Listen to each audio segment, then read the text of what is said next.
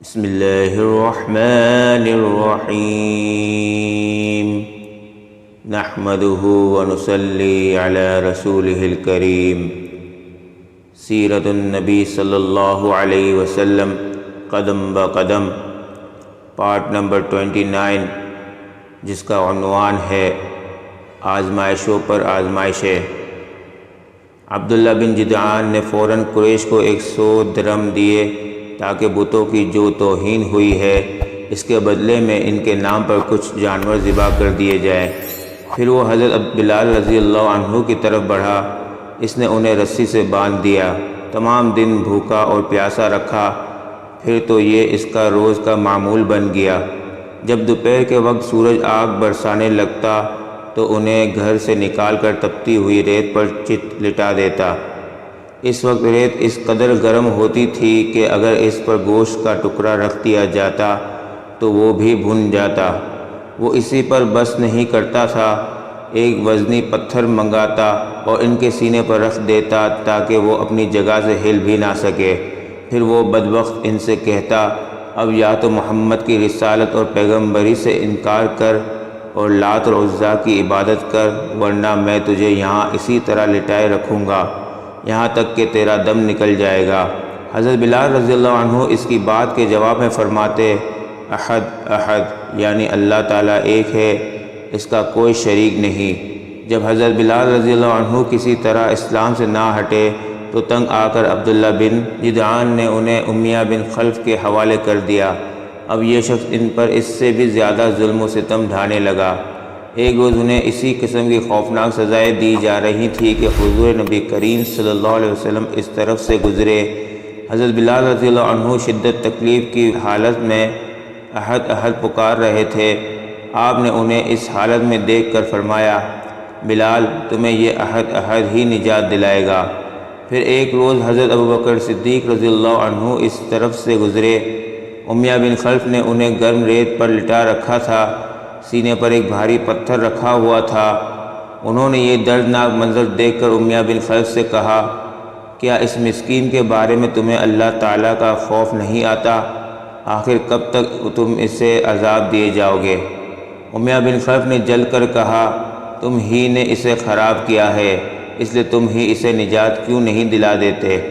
اس کی بات سن کر حضرت ابوبکر صدیق رضی اللہ عنہ بولے، میرے پاس بھی ایک حبشی غلام ہے، وہ اس سے زیادہ طاقتور ہے اور تمہارے ہی دین پر ہے، میں ان کے بدلے میں تمہیں وہ دے سکتا ہوں۔ یہ سن کر امیہ بولا، مجھے یہ سودا منظور ہے۔ یہ سنتے ہی ابوبکر صدیق رضی اللہ عنہ نے اپنا حبشی غلام اس کے حوالے کر دیا۔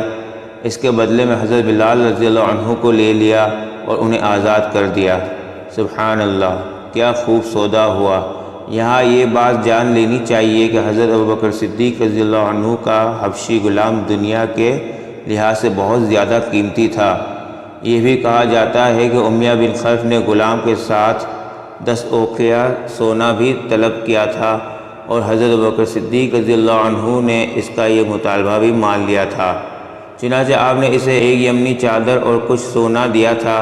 ساتھ ہی آپ نے امیہ بن خلف سے فرمایا تھا، اگر تم مجھ سے 100 اوقیہ سونا بھی طلب کرتے تو بھی میں تمہیں دے دیتا۔ حضرت بلال رضی اللہ عنہ کے علاوہ حضرت ابوبکر صدیق رضی اللہ عنہ نے اور بھی بہت سے غلام مسلمانوں کو خرید کر آزاد فرمایا۔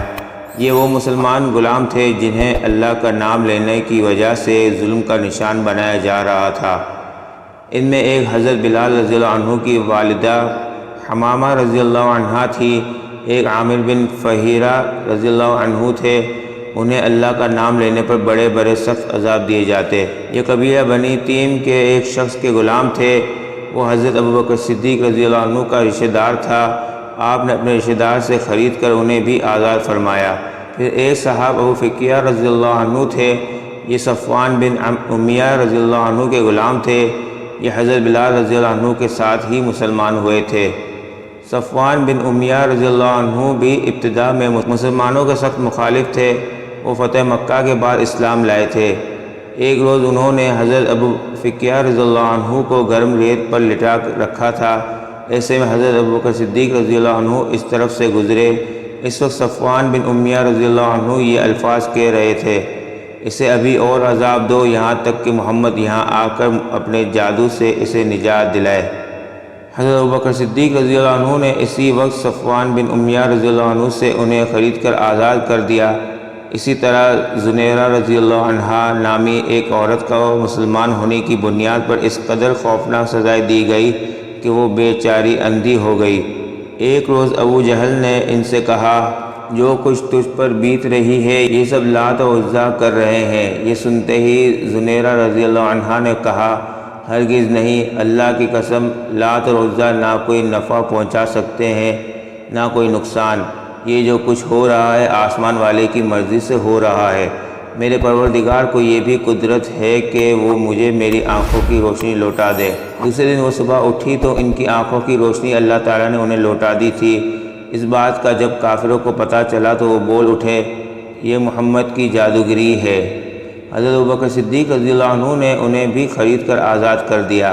آپ نے زنیرہ رضی اللہ عنہا کی بیٹی کو بھی خرید کر آزاد کیا۔ اسی طرح نہدیہ نام کی ایک باندی تھی، ان کی ایک بیٹی بھی تھی، دونوں ولید بن مغیرہ کی باندیاں تھیں، انہیں بھی حضرت ابوبکر صدیق رضی اللہ عنہ نے آزاد کر دیا۔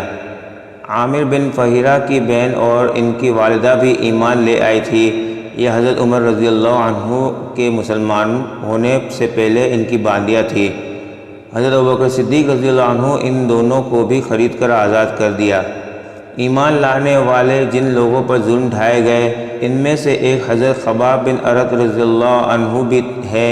کافروں نے انہیں اسلام سے پھیرنے کی کوششیں کی مگر یہ ثابت قدم رہے۔ انہیں جاہلیت کے زمانے میں گرفتار کیا گیا تھا، پھر انہیں ایک عورت ام انمار نے خرید لیا۔ یہ ایک لوہار تھے، نبی اکرم صلی اللہ علیہ وسلم ان کی دلجوئی فرماتے تھے، ان کے پاس تشریف لے جایا کرتے تھے۔ جب یہ مسلمان ہو گئے اور ام انمار کو یہ بات معلوم ہو گئی تو اس نے انہیں بہت خوفناک سزائیں دی۔ وہ لوہے کا کڑا لے کر آگ میں گرم کرتی، خوب سرخ کرتی، پھر اس کو حضرت خباب رضی اللہ عنہ کے سر پر رکھ دیتی۔ آخر حضرت خباب رضی اللہ عنہ نے آپ صلی اللہ علیہ وسلم سے اپنی مصیبت کا ذکر کیا تو آپ نے ان کے لیے دعا فرمائی۔ نبی اکرم صلی اللہ علیہ وسلم کی دعا کے فوراً بعد اس عورت کے سر میں شدید درد شروع ہو گیا، اس سے وہ کتوں کی طرح بھونکتی تھی۔ آخر کسی نے اسے علاج بتایا کہ وہ لوہا تپا کر سر پر رکھوائے۔ اس نے یہ کام حضرت خباب بن ارت رضی اللہ عنہ کے ذمہ لگایا۔ اب آپ وہ حلقہ خوب گرم کر کے اس کے سر پر رکھتے۔ سبحان ربک رب العزت عما یصفون وسلام علی المرسلین والحمد للہ رب العالمین۔ ملتے ہیں اگلے عنوان میں جس کا نام ہے چاند دو ٹکڑے ہو گیا۔ تب تک کے لیے اجازت دیجیے، اللہ حافظ۔